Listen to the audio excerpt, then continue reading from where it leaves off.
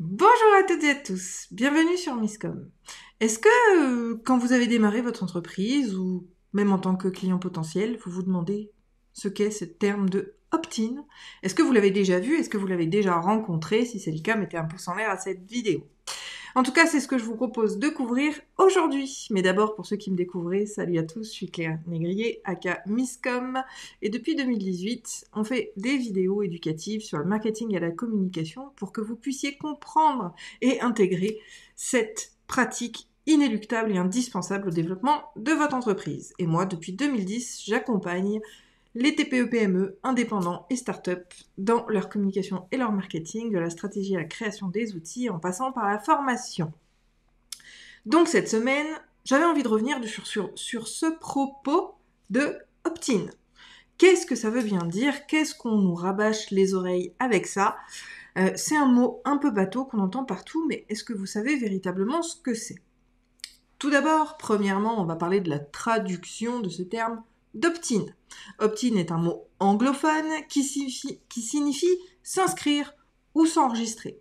Il est en opposition avec l'opt-out qui signifie se désengager. Concrètement, finalement, aujourd'hui, qu'est-ce que cela veut dire et qu'est-ce que cela signifie dans le monde marketing? Eh bien déjà, il va s'appliquer principalement à l'email marketing. Le principe de l'opt-in, juridiquement, et c'est la CNIL qui le dit, je vous remettrai le lien dans la description de cette vidéo, c'est en fait l'obtention du consentement de votre audience pour leur envoyer de la communication et plus spécifiquement de la publicité. Parce que oui, avec la RGPD, donc ça vient un petit peu plus spécifiquement à la RGPD, mais ça fait effectivement partie du lot, partie de tout ça, et c'est quelque chose qui est indispensable pour pouvoir gérer les choses de manière éthique, bien sûr, mais surtout réglementaire, pour vous assurer du consentement, puisque c'est ce qui fera office de preuve vis-à-vis des inscrits. Comme on l'a dit à votre mailing list, mais on verra justement demain que les opt-in, c'est pas uniquement sur l'email, on verra véritablement tout ce que regroupent les opt-in différents que vous pouvez rencontrer en tant qu'utilisateur ou proposer en tant qu'entreprise. Et aujourd'hui, on reste véritablement sur opt-in, double opt-in, c'est quoi ce charabia? Donc on a compris que l'opt-in, c'était le fait de pouvoir s'enregistrer sur un outil, sur une mailing list, on verra les détails demain. Pour la suite, effectivement, l'opt-in va avoir, donc on l'a vu, cette notion de réglementation. Et on ne peut plus aujourd'hui avoir des opt-in qui sont uniquement une fois.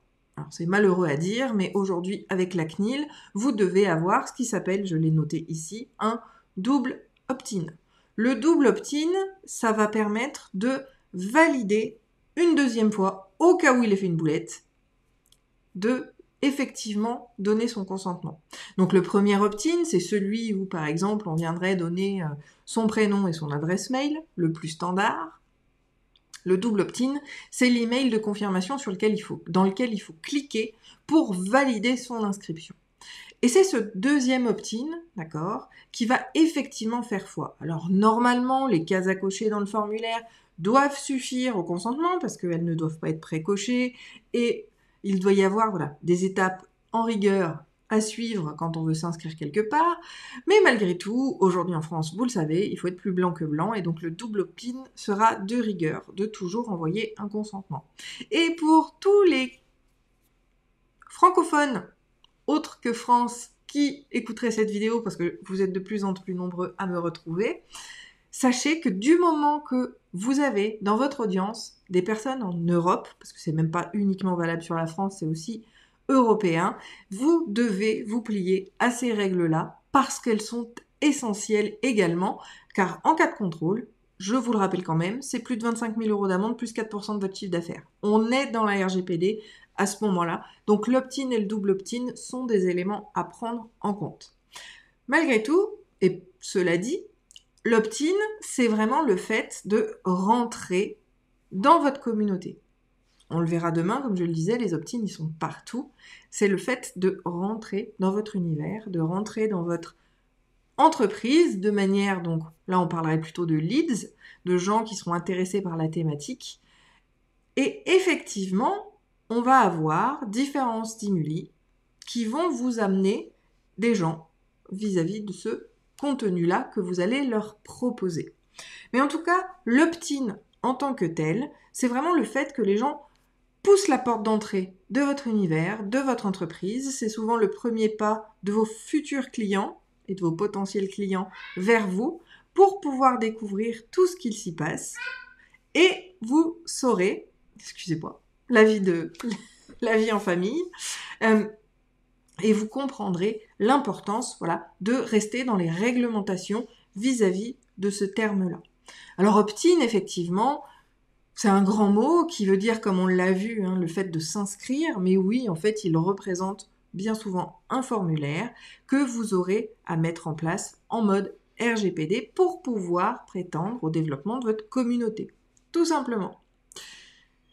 J'espère que ce terme a été clair, que vous y voyez un petit peu plus clair justement vis-à-vis de la thématique, parce que c'est vraiment un élément essentiel. Et vous devez comprendre aussi qu'il est inéluctable d'avoir des opt-in vis-à-vis de votre business, parce que c'est le seul moyen que vous aurez de rentrer en contact avec les gens, globalement, et forcément avec vos futurs clients.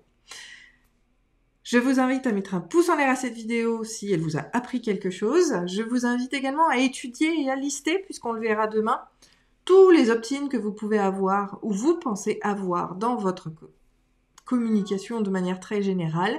On se retrouve demain pour la suite avec les différents opt-in. Si vous êtes sur YouTube ou en replay, je vous invite à regarder la suite dans les liens qui sont en description de cette vidéo.